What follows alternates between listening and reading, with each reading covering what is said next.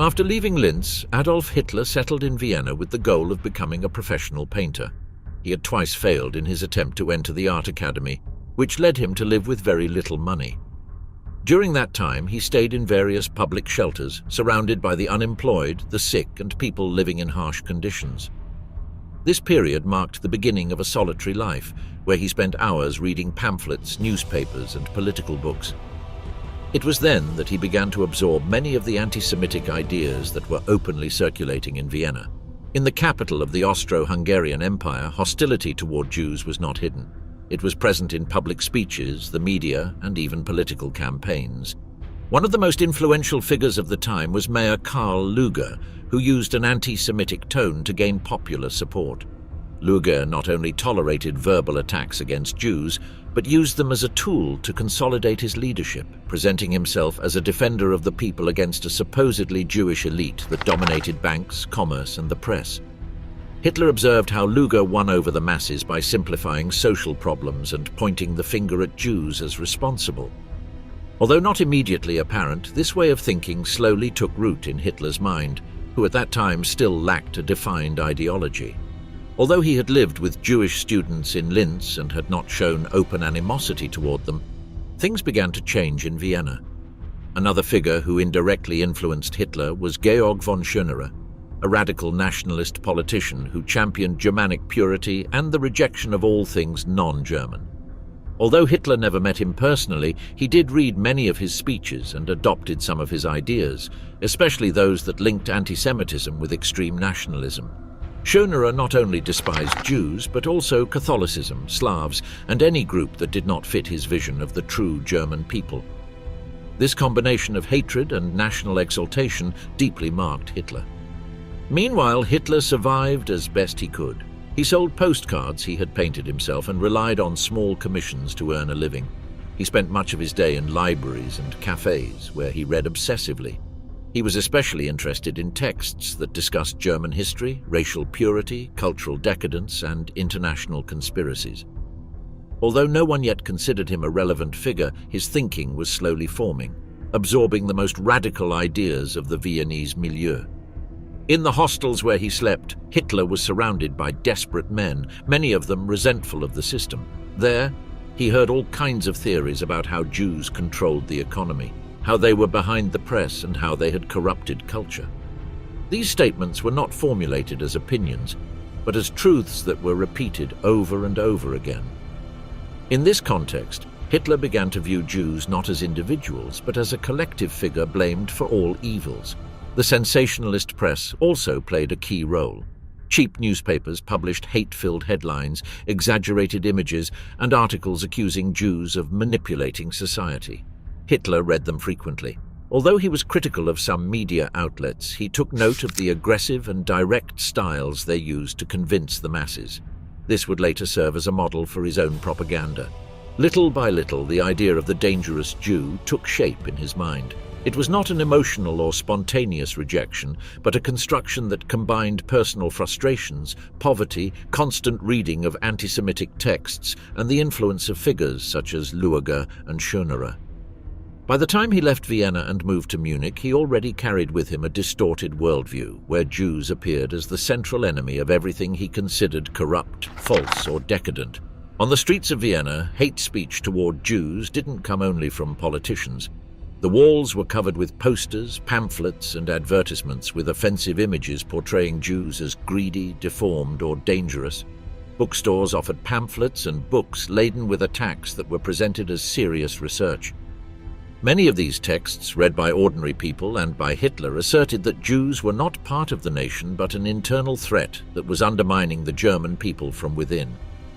Hitler, lacking the money to afford a formal education, spent long hours in public libraries. There he read works that blended history, nationalism, and racism, presented as scientific truths. One of the authors he consulted most was Lanz von Liebenfels, a pamphleteer who claimed that Jews belonged to an inferior race and posed a biological threat. These ideas resonated with him because they offered a simple explanation for complex problems. Jews were to blame for everything. As his economic situation worsened, Hitler began to link his own personal frustrations to what he read. His constant rejection by art academia, the social indifference he suffered, and his sense of being marginalized aligned with the discourse that blamed Jews for controlling opportunities.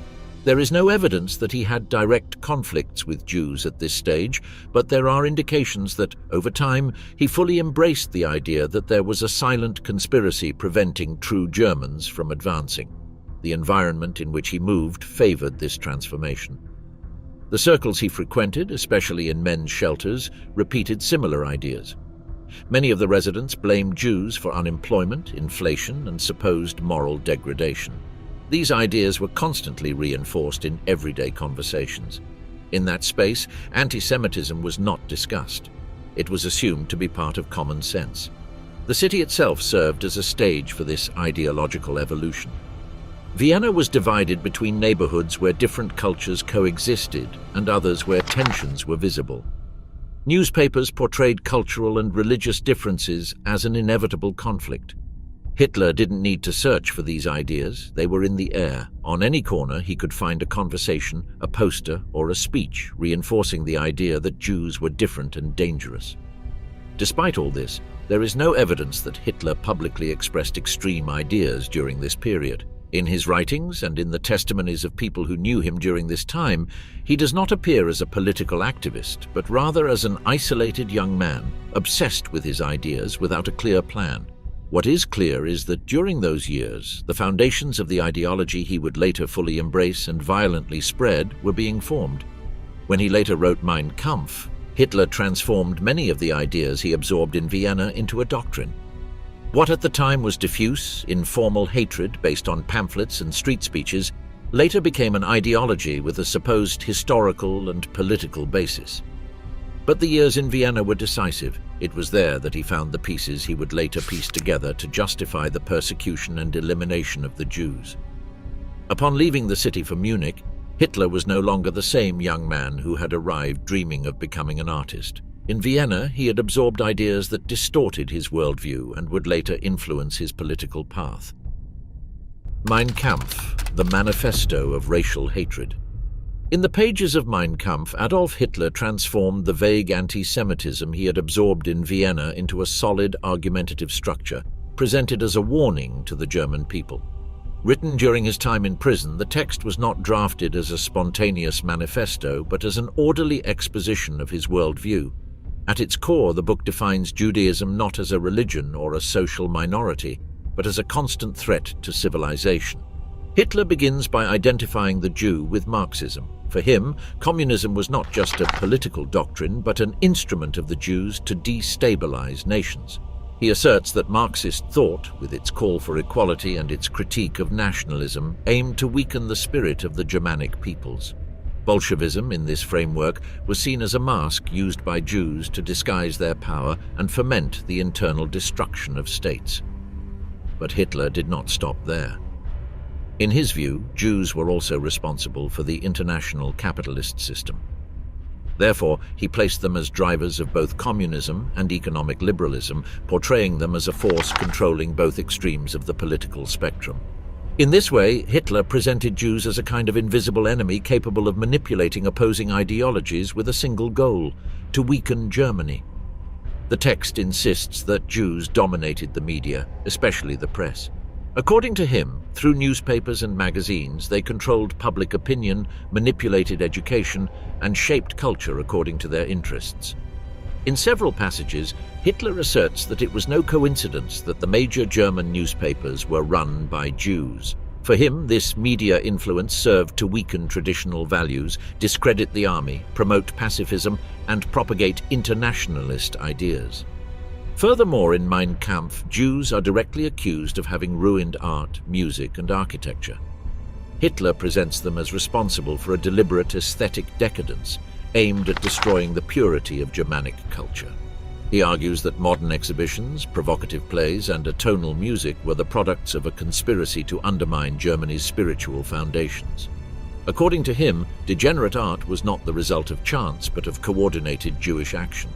Another central aspect of the book is the assertion that Jews had no creativity of their own. Hitler maintained that they were imitators, living off the efforts of other peoples. In his words, they were individuals who insinuated themselves into working-class nations and weakened them from within. This idea, disguised as historical analysis, served as the basis for his future segregation policies. By defining the Jew as an alien factor who exploited others, Hitler blocked any possibility of integration or tolerance. One of the most quoted phrases in the book is also one of the clearest regarding his intentions. If the Jew achieves his triumph over the peoples of this world, his crown will be the crown of death for all humanity. With this statement, Hitler posited that the very existence of Jews is incompatible with the survival of the peoples he considered pure. This extreme view left no room for compromise or assimilation. It contemplated only total confrontation. Once he established his vision of ideological struggle, Hitler used the pages of Mein Kampf to define the Jew as an enemy that must be eradicated, not merely limited. Throughout the text, he argues that the only way to protect Germany was to eliminate this supposed threat at its root. In several parts of the book, he makes it clear that any attempt at coexistence was doomed to failure, and that history itself offered examples of what happened when peoples did not decisively confront the Jewish problem. Hitler directly linked the growth of Judaism with the decline of great civilizations. He asserted that Rome had fallen for allowing the loss of identity and that the Austro-Hungarian Empire was weakened for not defending its national essence. In his interpretation, Jews were experts at infiltrating and adapting to dominant cultures and weakening them internally. This supposed ability was, in his words, the greatest threat to strong nations. The book insists that the Jews were not a religious community, but an entity with hidden agendas. Hitler completely rejected the idea that someone could be considered German if they had Jewish ancestry, even if they were born in the country or practiced Christianity. In his view, blood determined belonging, and any mixture was seen as irreversible damage to the national organism. In this way, he turned millions of people into permanent enemies, beyond redemption. Furthermore, Hitler argued that Jews used liberal democracies to protect themselves. According to him, the values of tolerance, equality, and freedom served as legal shields that allowed Jews to remain within the societies they sought to dominate. This assertion allowed him to fundamentally reject the entire parliamentary model, which he accused of being manipulated from within by interests that did not represent the majority. Thus, he justified the need to impose an authoritarian and nationalist system. In his arguments, Judaism was described as a corrosive force that affected all strata of society. From the economy to culture, from the press to the university, everything was under suspicion. Hitler didn't need proof. His method was to repeat and affirm, convinced that insistence created truth. In this way, propaganda became an essential tool in his strategy to construct a single worldview. In another passage of the book, Hitler asserts that if the Jew was not stopped, sooner or later he would destroy Germany. In his logic, there was no room for neutrality.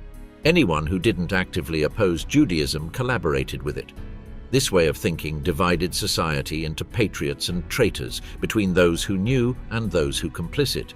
A mental framework was thus created in which elimination was not a crime, but a necessity for survival as a nation. The text also suggests that future history would depend on the German people's ability to identify and eliminate this threat. It presents this task as an almost sacred mission where sacrifice is part of national duty.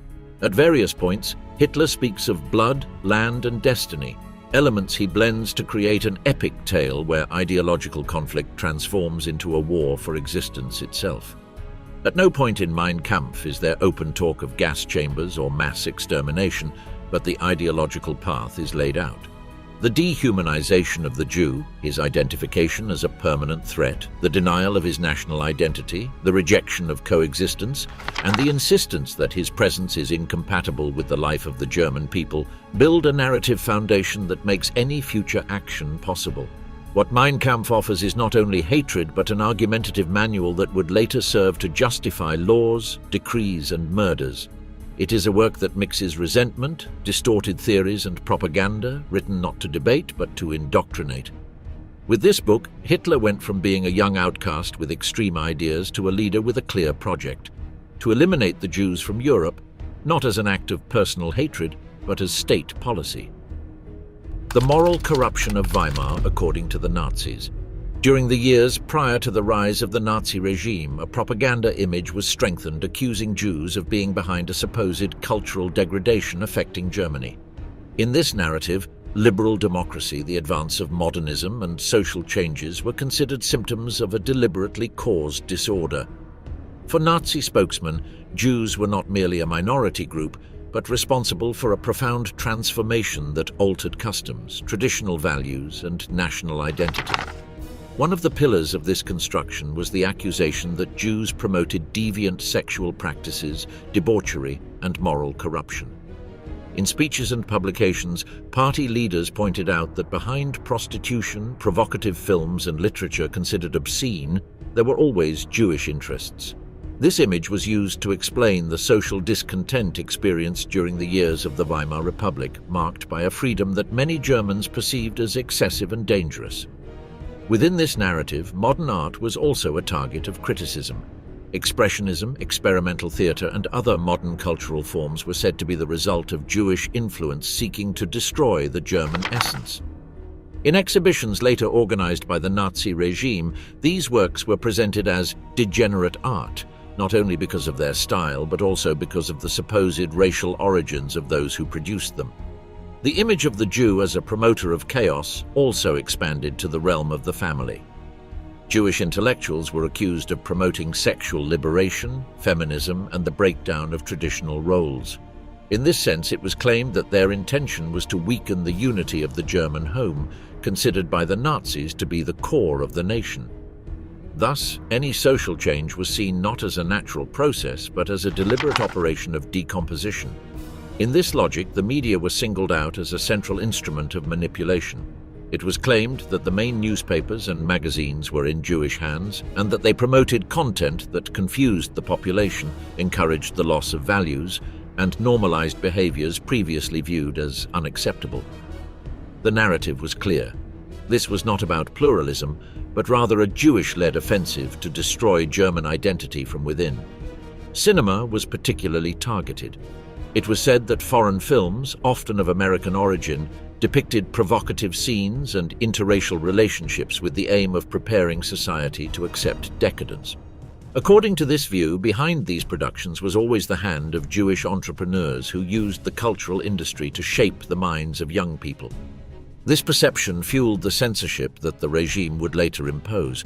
One of the most repeated themes was the supposed relationship between Judaism and homosexuality. It was claimed that Jews promoted homosexuality as a way to weaken the growth of the Aryan population. This accusation, lacking any real foundation, was repeated in public speeches, pamphlets, and partisan newspapers.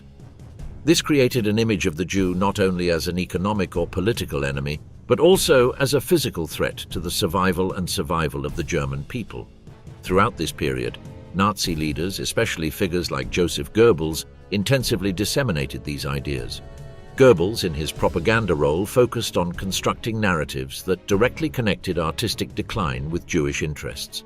These accusations were not isolated. They were part of a communication strategy that sought to unify the rejection of Jews across various fronts: economic, political, cultural, and moral. To achieve this, the regime needed to transform the Jew into a figure who embodied all possible evils, from inflation to prostitution, from the press to painting. This amalgamation made it possible to justify future repressive measures as part of a total cleansing process. The Nazi regime created an image in which the Jew appeared as the mastermind behind a great moral crisis that was supposedly sweeping Germany.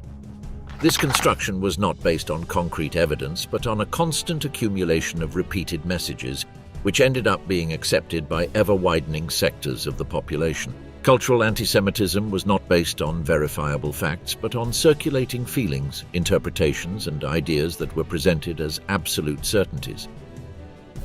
One of the main mechanisms reinforcing this perception was the creation of a specific language. Words like degenerate, impure, decadent, or corrupting were frequently used to refer to any artistic, social, or sexual expression linked to Jewish figures. This repetition ultimately linked the concept of Jewish to everything considered a threat to the traditional order. The discourse did not stop at the symbolic. The Nazis used these arguments to justify the exclusion of Jews from artistic, educational, and professional spaces. They were expelled from cultural institutions under the pretext of protecting the public from the influence of foreign ideas. The system of values defended by the regime was presented as the victim of a silent and systematic attack carried out from within by elements supposedly foreign to the nation. As Nazi power grew, the accusations against Jews became more elaborate. People began to speak of a cultural revolution driven from within the country by Jewish-controlled media and publishing houses. According to this narrative, education, critical thinking, and diversity of opinions were merely instruments of a plan to weaken national cohesion. Any form of pluralism was denounced as dangerous infiltration. In this context, censorship ceased to be seen as an authoritarian act and became a measure of self-protection. The closure of magazines, surveillance of authors and artists, and the burning of books were justified with the argument that it was a necessary cleansing to preserve the people's identity. This strategy transformed repression into a virtue, presenting the authorities as defenders of morality in the face of an internal enemy operating under legitimate pretenses. The role of radio and children's literature in spreading this idea was key. From very early on, the regime began producing materials that portrayed Jews as dark, dirty, or mocking figures. This wasn't just adults. Children grew up seeing images where Jews were associated with the ugly, the strange, or the dangerous. This cultural seeding facilitated the later acceptance of much more aggressive policies without widespread resistance. All of this led to the Jew no longer being seen as a concrete person. He was transformed into an abstract figure loaded with negative meanings who combined all the aspects considered dangerous. He was the capitalist and the communist, the banker and the vagrant, the pornographer and the art critic. This permanent contradiction was not a problem for propaganda. On the contrary, it made it more effective because it allowed any discontent to find a common target. For the Nazi regime, this construction was useful not only for ideological reasons, but also for practical ones. By offering a clear and simple explanation of the cultural and moral crisis, it channeled collective frustration toward a defined objective. Thus, an identity based on exclusion was consolidated. The enemy was not external but internal, and it was everywhere, in newspapers, in theaters, in universities, in new ideas. The fight against it was presented as the only form of national redemption. The myth of Jewish financial power according to the Nazis. In the narrative of National Socialism, one of the main pillars was the idea that Jews controlled the world economy from the shadows. This argument did not emerge from formal economic analysis, but from a network of speeches and pamphlets linking the Jewish population to banks, stock exchanges, international loans, and financial speculation. It was claimed that major economic movements were not the product of market or political decisions, but rather a deliberate plan directed by Jewish interests. During the economic crisis of the Weimar Republic, marked by runaway inflation and mass unemployment, many sectors of society sought immediate explanations for their misery. Nazi leaders offered a clear and forceful interpretation. Jews were the cause of the collapse. According to this version, they had manipulated the monetary system to enrich themselves while the German people suffered. This idea was repeated in speeches, posters, and articles in partisan newspapers. Economic anti-Semitism was also based on resentment towards certain businesses and liberal professions. Jews were accused of occupying a disproportionate proportion of the workforce in fields such as law, medicine, banking, and journalism. It was claimed that, although they were a numerical minority, they had managed to control key sectors of the economy. Propaganda avoided any reference to merit or career. This phenomenon was presented as the result of manipulation and conspiracy. Nazi party training materials taught that Jews did not produce wealth, but extracted it. They were described as middlemen, someone who lived off the labor of others and used credit, interest, and trade to enrich themselves without contributing anything tangible. This characterization dehumanized the Jewish businessman or banker, turning him into a parasitic figure who must be eliminated so the national economy could recover. The hyperinflation of the 1920s was used as an example of this alleged plan of plunder. It was said that Jews were buying up properties and businesses for rock-bottom prices, taking advantage of German desperation. Propaganda images depicted ruined Aryan families, while grotesque caricatures depicted Jewish men celebrating the fall in the value of money. The message was straightforward: while the people suffered, the enemy prospered. Another component of the discourse was the association of Judaism with stateless capitalism. It was claimed that Jews were loyal to no nation and used their international network to move capital without restrictions, generating crises that benefited them. This view was key to constructing the image of the global Jew, someone with access to all the world's finances, capable of manipulating governments, markets, and wars from invisible desks. The international treaties signed after the First World War, especially the Versailles Treaty, were also interpreted in this light. It was said that the imposition of multi-million-dollar reparations was not the work of national enemies, but of Jewish interests that controlled both the victors and the vanquished. In this way, Germany's foreign debt was linked to a supposed financial network controlled by global Jewry. In the party's most radical speeches, it was even suggested that international gold was in Jewish hands and that the global banking system responded to their orders. This baseless claim was used to justify policies of confiscation, expropriation, and business closures. The economic campaign was not limited to ideological criticism. It served as the basis for concrete measures that stripped Jews of their legally backed assets. The language used by the regime's spokespersons was deliberately simple. Economic mechanisms were not explained, nor were studies cited. Instead, they spoke of betrayal, greed, and domination. This reduction made it easier for broad sectors of society to adopt the idea without question. The enemy had a face and a direction, and everything bad that happened in economic life could be explained by its presence. This discourse was further strengthened with Hitler's rise to power. The first racial economic laws were not justified as technical decisions, but as acts of justice. It was said that the German people were reclaiming what had been taken from them. Thus, economic exclusion was normalized, which would be the first step in a much broader process of systematic persecution. As the Nazi regime consolidated its control, the narrative of Jewish economic power became a central tool to justify exclusionary policies. This was not just about limiting Jews' access to certain jobs or restricting their commercial activity. The goal was to completely remove them from the country's economic life, arguing that their participation was detrimental to Germany's recovery. Economic exclusion began with regulations that prevented Jews from holding public office or accessing state contracts. It later extended to private businesses. Shops, banks, and professional firms were targeted by party-organized boycott campaigns, in which the population was called upon not to buy from or hire services from Jewish citizens. These actions were presented as legitimate responses to a supposedly ongoing aggression against the national economy. One of the most important steps was the so-called Aryanization of the economy. This process consisted of transferring Jewish-owned businesses into German hands, either through forced sales or legal intervention. The businesses were appraised, valued below their true value, and then transferred to businessmen sympathetic to the regime. This operation, endorsed by specific laws, was justified as a measure of national defense and not as theft. The propaganda was about recovering what rightfully belonged to the German people. Throughout this process, the image of the Jew as an economic exploiter continued to be fueled by new elements. Lists of companies still under Jewish ownership were published, accompanied by consumer warnings. Reports were submitted denouncing supposedly unfair or abusive practices. Public opinion was fed fabricated stories about scams, fraud, or immoral behavior, even though there was no evidence to support them. At the same time, the regime's media reinforced the idea that eliminating Jews from the economic system would bring immediate benefits to the population.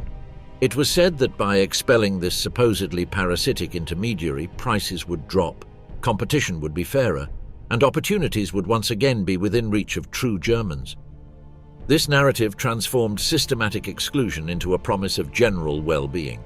The anti-Semitic discourse did not stop at the domestic economy. It also extended to the international level. It was claimed that the world's financial leaders were predominantly Jewish and that through organizations such as central banking, foreign trade, and international credit, they influenced the fate of countries.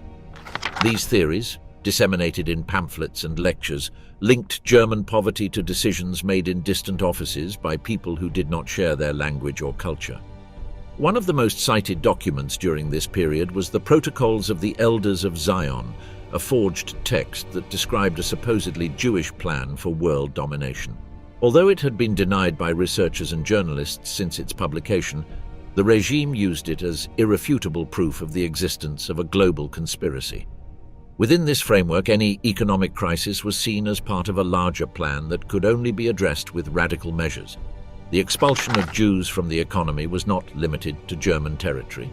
With the annexation of Austria and other regions, the same policies were applied. Businesses were intervened, sales were forced, and assets were handed over to regime sympathizers. The machinery of plunder was in motion, and the ideological backing was already in place. No one publicly questioned it because it was presented as a cleansing operation, not a persecution. This economic phase also served as a logistical basis for future actions. By stripping Jewish communities of their livelihoods, they were pushed into total marginalization. Without resources, without commercial networks, without the possibility of legal subsistence, the transition to harsher stages of exclusion was facilitated. Poverty was not a side effect, but another tool in the process of dehumanization. In the regime's internal reports, Jews were referred to not as individuals, but as a structural obstacle. Their elimination from the economic system was seen as a prerequisite for national reconstruction. Propaganda had served its purpose. It had turned a minority into a symbol of collective discontent. The path to physical violence was open, paved with manipulated statistics, fiery speeches, and laws disguised as justice. Why did the Nazis reject the integration of Jews? In the logic of the Nazi regime, there was no room for integration or coexistence with the Jewish population. From the movement's beginnings, the dominant idea was that Jews could not be part of the German national community regardless of their conduct, religion, or length of residence.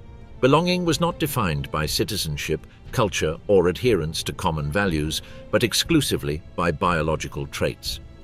During the 19th and early 20th centuries, there had been movements promoting Jewish integration through education and civic participation. However, for Nazi leaders, this process was viewed not as progress, but as a greater risk. They considered the assimilated Jew to be even more dangerous, as they could act from within the system without being easily identified. This perception led to the outright rejection of all proposals that sought to include Jews in German society under conditions of equality. Nazism did not believe in the possibility of coexistence because it was based on a racial worldview. From this perspective, social conflicts were not the product of ideologies or classes, but of incompatible races competing for the same living space. Consequently, the only possible solution was total separation. One of the most frequently used arguments was that the assimilated Jew acted as an infiltrator. It was said that he used his appearance of integration to climb positions in the system, influence politics, culture, and the economy, and sabotage from within. This figure of the hidden enemy generated a different kind of fear. It was not an external other, but someone who could be anywhere. At the legal level, this vision was translated into a series of regulations that sought to establish insurmountable barriers. The Nuremberg laws, enacted in 1935, precisely defined who was considered Jewish based on criteria of ancestry. These laws prohibited mixed marriages, prevented the employment of Jews in public institutions, and revoked their citizenship. The message was clear. No matter how integrated someone was, their origin automatically excluded them. This legal framework was accompanied by an intense propaganda campaign. Media outlets linked to the regime insisted that any contact between Germans and Jews was harmful. Examples were presented of families that had been corrupted by ties to Jewish neighbors or associates. Films and schoolbooks reinforced the idea that proximity to them led to moral deterioration and loss of identity. In this context, even Jews with patriotic backgrounds were rejected. It didn't matter whether they had served in the army during World War I or were recognized figures in the cultural world. For the regime, such achievements were irrelevant. It was argued that no contribution could compensate for the danger they posed. Nazi policy also sought to break social ties that might generate empathy. Friendships and work relationships were seen as obstacles to the implementation of harsher measures. Therefore, denunciation was encouraged, contact was punished, and distrust was fostered. The idea was to completely isolate the Jewish population, not only physically, but also emotionally and symbolically. The rejection of assimilation played a structural role within the ideological project of Nazism. It allowed for the maintenance of a permanent division between us and them, even when there were no visible signs of difference. This separation fueled the internal cohesion of the dominant group and facilitated the implementation of persecution policies. The regime not only opposed integration but also considered previous assimilation policies to have been part of the problem. From its perspective, allowing Jews to participate in national life had weakened the country from within. For Nazi leaders, the damage lay not in the external, but in the invisible, in the Jews' ability to adapt and thereby exert influence. This perspective made the figure of the assimilated Jew the primary target. It was no longer just the visible merchant or the newly arrived foreigner. The real enemy, according to the Nazi narrative, was someone who spoke German without an accent, dressed like an ordinary citizen, and had found a place within the system. This silent presence was for them proof that the threat was deeper than it seemed. To reinforce this idea, public campaigns were launched featuring stories of deception and betrayal allegedly perpetrated by integrated Jews. Official publications featured cases of mixed marriages and long-standing friendships that ended, according to the narrative, in manipulation or ruin. This systematic use of fear sought not only to justify exclusion, but also to generate active rejection even among those who had not previously displayed anti-Semitic attitudes. The policy of exclusion extended even to those of mixed ancestry. People with only one Jewish grandparent were monitored and in some cases excluded from certain institutions. This rigidity demonstrated that there was no room for exceptions. The system was designed to eliminate all Jewish presence from the social fabric, even if that presence was partial or remote. The consequences of this policy were visible in every sphere. Young people were expelled from schools, teachers were removed from their positions, doctors were barred from practicing, lawyers were unlicensed, musicians were banned. Each of these cases was presented as part of a national restoration, as if the exclusion of a minority were an act of moral renewal. Society as a whole adapted to this logic of systematic segregation. The absolute rejection of integration was not limited to ideology, but was applied in practice. Public spaces were divided, identity documents began to indicate racial origin, and job advertisements included explicit warnings, "No Jews accepted." This type of segregation was similar to the colonial model, which created second-class citizens. However, in the Nazi case, even this was not tolerable. The goal was not subordination, but progressive elimination. Over time, this policy became more radical. It was no longer a matter of limiting participation, but of erasing all traces. In entire neighborhoods, synagogues were closed, Jewish educational institutions dismantled, and community organizations dissolved. Isolation became the norm, and invisibility was presented as a necessary step before adopting more definitive measures. In internal reports, racial purification was spoken of as a goal achievable only if the possibility of coexistence was completely eliminated. This language was not rhetorical. It was part of a meticulous plan that began with social exclusion, continued with economic marginalization, and culminated in policies of deportation and murder. The rejection of integration was not a whim or a temporary tactic. It was an essential part of the overall logic of extermination. For the regime, allowing Jews to remain part of the country's life, even partially, contradicted its worldview. Every shared space was seen as a threat. Therefore, no halfway solutions were accepted. The only answer, according to them, was to cut all ties, close all doors, and transform an entire group into permanent pariahs. Thus, the step toward physical elimination ceased to be a rupture and began to be seen as a natural consequence. Total expulsion, the first Nazi step toward the final solution. Before the systematic murder was launched, the Nazi regime spent years exploring various ways to expel Jews from the European continent. These proposals did not arise as humanitarian measures, but as attempts to empty the living space the Nazis wanted to reserve exclusively for Germans. In this logic, territorial exclusion was seen as the first step toward a definitive solution to the Jewish problem. One of the first serious plans was the idea of sending the Jewish population to the island of Madagascar. This project took shape after France's defeat in 1940, as the island was part of its colonial empire. For the Nazi authorities, Madagascar offered an ideal opportunity, an isolated remote location with a hostile climate and no possibility of return. The proposal included relocating millions of people by sea under strict surveillance. The plan envisioned extremely harsh conditions. This was not a dignified relocation, but a covert form of mass punishment. Official documents acknowledged that many would die during the transfer or in the first few months from disease, hunger, and lack of resources. This high mortality rate was considered acceptable within the logic of the project. The initiative included detailed memoranda on logistics, the number of boats needed, the number of people who could be deported per year, and the type of infrastructure to be built on the island. The plan was for the deportees to have no contact with the outside world and to live in conditions of total isolation. The central objective was not integration into a new territory, but rather permanent exclusion. At no point was it contemplated that the Jews could develop an autonomous community or thrive in that environment. On the contrary, the plan sought to create a space of prolonged suffering where the population would be subject to absolute control. The plan, however, never materialized. The logistical difficulties were enormous, and British control of the sea prevented any large-scale operations in the Indian Ocean. As the war progressed, the viability of the project became increasingly diluted.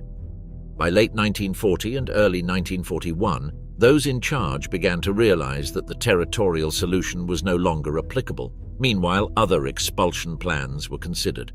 Consideration was given to creating large reservations in the east, especially in parts of Poland and later in the Soviet Union. These regions would be used to concentrate Jews from the occupied territories under military surveillance.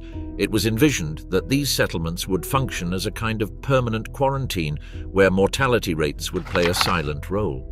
The word murder did not appear in these documents, but they did detail measures that inevitably led to death: lack of food, forced labor, untreated illnesses, and extreme temperatures.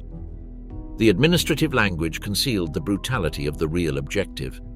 Another relevant element was the desire to make the Jews as invisible as possible.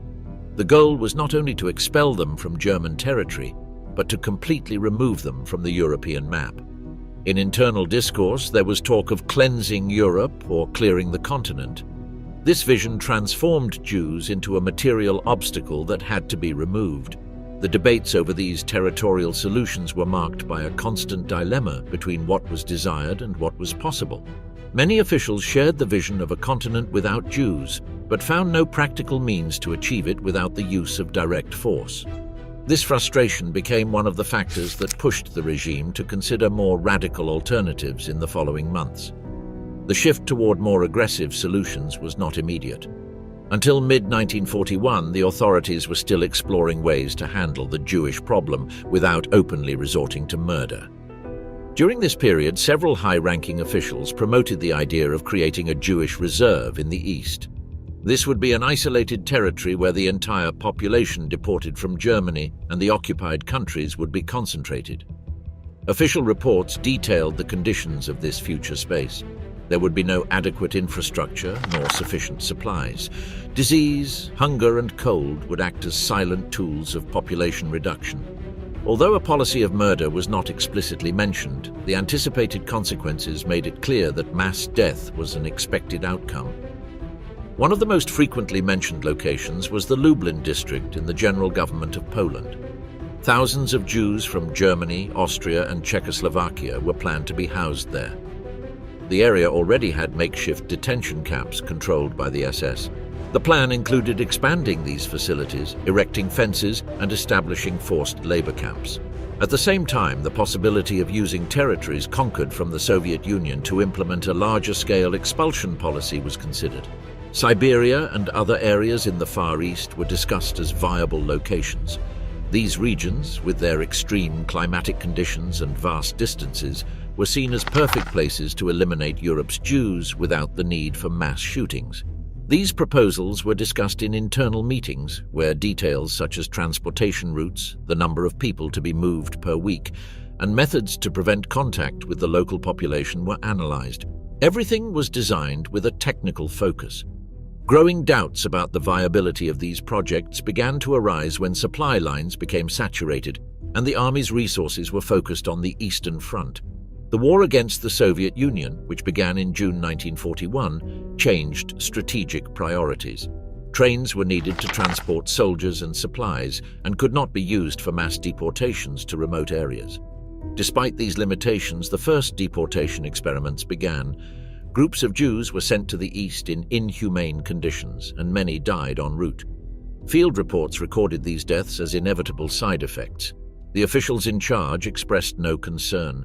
These experiences demonstrated the limits of territorial solutions, but without foreshadowing what came next. Logistical failure, lack of resources, and the impossibility of implementing geographic isolation en masse marked the end of these attempts. The subsequent phase would respond to another, even more radical approach implemented with other methods. The day they decided to start killing Jews. During the initial stage of Nazi rule, the measures applied against Jews focused on excluding them from social and economic life, imposing increasingly severe restrictions. But as the war progressed, these actions began to seem insufficient to those who ran the state apparatus. Among the regime's leaders, the conviction grew that they needed to go further, to stop separating Jews and begin eliminating them permanently. The turning point accelerated after the start of the offensive against the Soviet Union in the summer of 1941. This campaign was seen not only as a military operation, but as an ideological crusade. The Nazis considered Judaism and communism to be part of the same enemy. In this context, groups tasked with executing local Jews began to operate. It was the first time that a sustained plan of direct and mass murder was implemented. Reports from the east described massacres in villages, fields, and forests. The units, known as Einsatzgruppen, operated alongside regular military forces and with the support of local collaborators. Although there was no written order to eliminate all Jews, the facts demonstrated that this was already the line of action adopted. Systematic executions became part of daily operations. Within the regime's internal structures, increasingly frequent meetings between officials from different areas began to take place. Those in charge of transportation, security, administration, and civil services began to collaborate. Numbers, displacements, and more effective methods for eliminating large groups were discussed. No explicit terms were used in these meetings. Instead of murder, the term special procedures or necessary measures was used. Reinhard Heydrich was assigned the task of coordinating all these efforts. His role was to align the various sectors of the state apparatus in a common direction. Although the Wannsee Conference would take place later, many decisions were already being implemented. The system wasn't born from a single decree, but from the sum of previous steps that formed a common structure. Pressure to find faster and less visible methods grew. Mass executions were considered slow, psychologically draining for those who carried them out and left traces that were difficult to hide. Therefore, alternatives considered more operational were sought, allowing for faster and more discreet action. At the same time, the possibility of creating facilities with a single purpose, the elimination of people, began to be studied. There was no longer talk of traditional concentration camps. What was being planned were centers designed from the outset to execute and erase traces. The approach was functional. Routes, schedules, and resources were conceived as if it were a logistics chain. At this point, the state apparatus began to operate as an interconnected network. The SS, ministries, regional authorities, and companies linked to transportation were all part of the machinery. Each agency had an assigned task, from arrest to the administration of the entire procedure. Collaboration occurred without the need for express orders. At the same time, propaganda continued to play a key role. The idea of an internal enemy, invisible conspiracies, and hidden dangers were emphasized. The intention was to prepare the population to tolerate transfers and disappearances without question. The official narrative reinforced the need for tough action to protect the country. By the end of 1941, the decision was solidified. The killings on the Eastern Front continued, while the first purpose-built centers were taking shape. The idea of physically eliminating Jews was not just a slogan, it had become a concrete, expanding policy. The plan required an organized structure and multiple layers of participation. Internal protocols were defined, responsibilities assigned, and procedures designed. Although there was still no unified written order, everyone involved knew what the ultimate goal was. The solution was no longer a matter of expulsion or isolation. It was now a matter of permanent disappearance. In January 1942, the Wannsee Conference was held. At that meeting, senior regime officials discussed the administrative steps necessary to implement the so-called final solution. Although the machinery was already in motion, the meeting served to formalize coordination between the various sectors. Each representative assumed specific tasks. No objections were expressed. Everything was presented in technical terms. From then on, extermination became the central axis of the regime's policies. The elimination of entire communities became a systematic practice, managed with precision and without interruption. There was no doubt about the objective: to eliminate the entire Jewish population of the continent without exception, without witnesses, and without return. Ideology and action, how it was applied within the extermination camps. The extermination centers were not simple places of murder. They were designed to materialize, step by step, the racial vision of the Nazi regime. From the arrival of the deportees to the total disappearance of the bodies, everything responded to a logic that transformed ideology into procedure. The notion of the racial enemy was transformed into a systematic mechanism that eliminated any possibility of escape or humanity. Upon entering, the victims received no clear information. Many believed it was just another step toward some labor destination. The lack of information was a central tool. It facilitated order and prevented reactions. On the platforms, officers and camp agents quickly separated those who could be used for forced labor, and the rest were directed, without warning, to the lethal facilities. This selection took only a few minutes. There was no discussion or justification. Women with children, the elderly, the sick, or anyone who did not seem useful were sent directly to die. They weren't judged by their actions, but by their value within the system. If they couldn't be exploited, they were ruthlessly discarded. Those selected for labor were housed in overcrowded barracks, without enough food and under constant surveillance. Daily brutality reduced their stamina within a few days. Attrition, illness, and punishment combined to shorten their survival. The goal was to extract as much as possible before replacing them. People were told they were going to shower. They left their belongings marked with the promise of recovering them later. This lie was an essential part of the operation. Inside the chambers, the doors were hermetically sealed. The gas killed in minutes. It wasn't instantaneous. Screams, blows, and despair could be heard, but no one could get out. Afterward, forced prisoners, the Sonderkommandos, were forced to remove the bodies, cut hair, remove gold teeth, and carry the corpses to the furnaces. These groups knew they would also be eliminated to erase witnesses. The process killed and also hid its own traces. The space was carefully divided. No one saw the entire operation. Each group had a limited role. Guards rotated. Orders were given in technical language. This fragmentation allowed many participants to claim they were unaware of the magnitude of what was happening. However, the way everything was organized indicated otherwise. These were not improvised facilities. They had internal train tracks, defined chamber and crematorium capacities, and details fine-tuned to increase efficiency. Tests were carried out with different gases, structural redesigns, and timing improvements. Every detail was aimed at optimizing death. This system was reproduced at several sites. Auschwitz, Sobibor, Treblinka, and other camps operated under the same logic. The remote location and local control helped maintain secrecy. Millions of people were murdered there without record or trial. One of the keys to operation was normalcy. Mass elimination was treated as if it were just another daily task. Arrival times, execution volumes, and the objects to be collected were known. Bureaucracy turned crime into a statistic. Each arrival was documented. Lists were drawn up showing how many would be assigned to labor and how many would die. These lists were sent to headquarters, where figures were compiled, data replaced names, people were transformed into calculation columns. SS personnel received special training. They were taught that Jews were not citizens, but elements to be eliminated. This dehumanization was reinforced with speeches, books, and routines.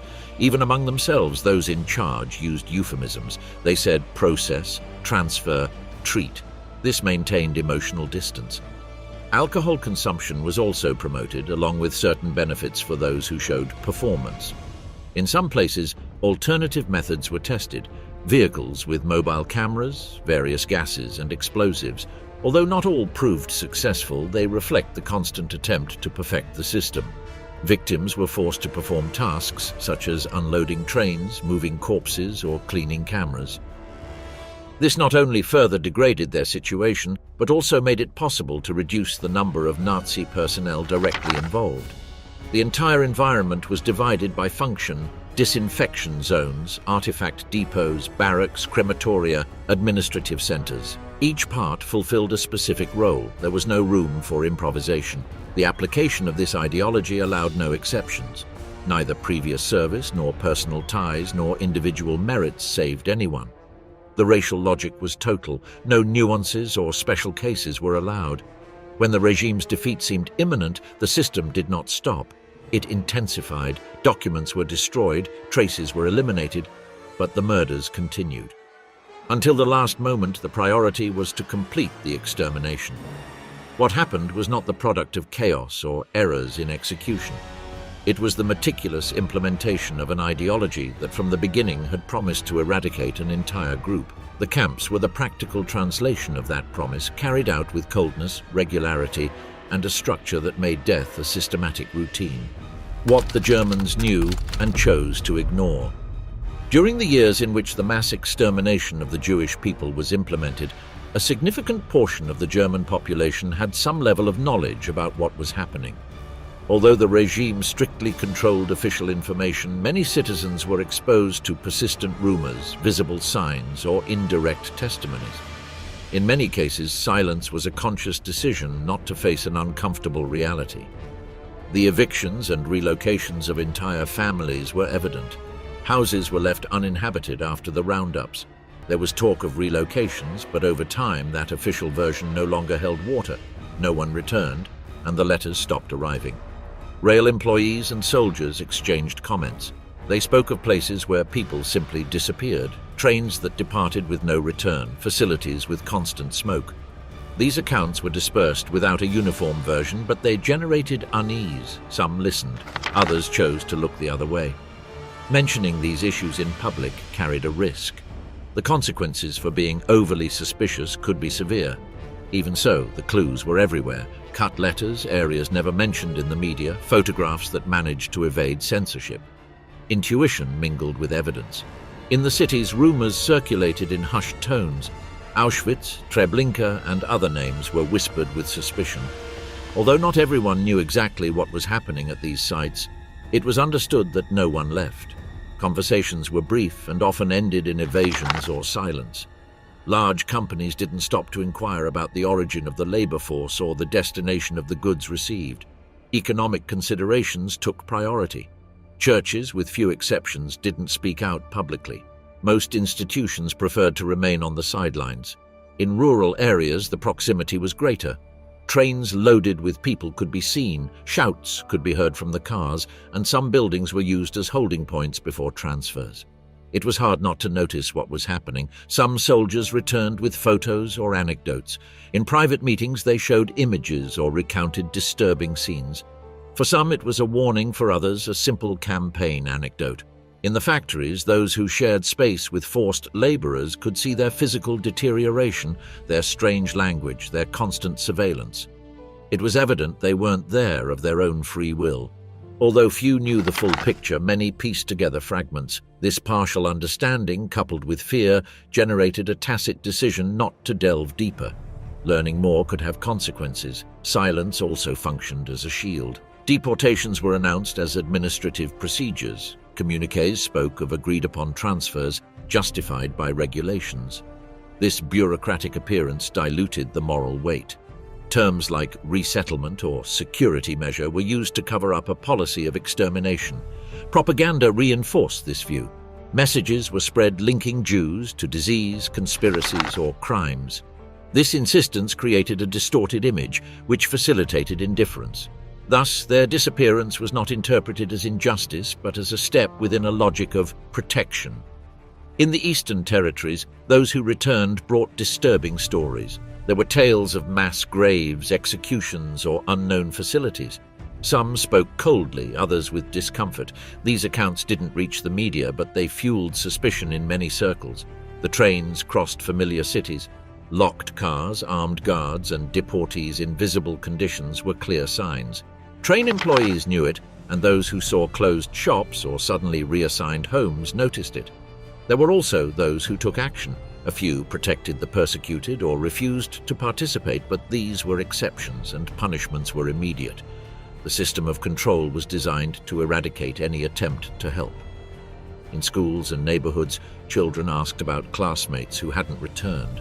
The answers were evasive or repeated the official version. This omission also taught them to remain silent. With the military collapse of the regime, attempts were made to eliminate all evidence. Archives were destroyed, documents burned, and prisoners forced to erase evidence.